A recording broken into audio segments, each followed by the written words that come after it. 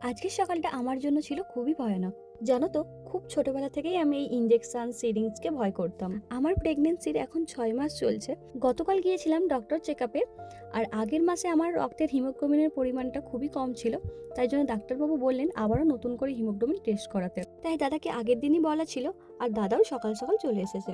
দাদা চলে যাওয়ার পর আমি এখানে ঘরের টুকিটাকি কাজগুলো করে নিচ্ছিলাম।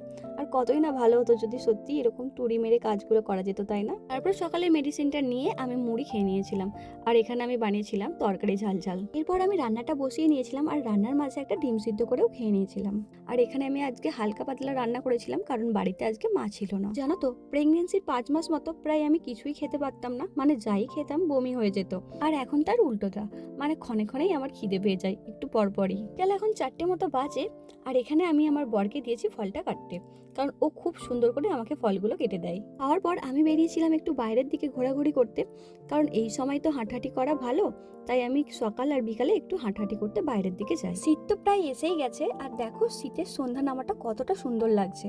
তো চলো, আজকের মতো টাটা, দেখা হচ্ছে পরের ভিডিওতে।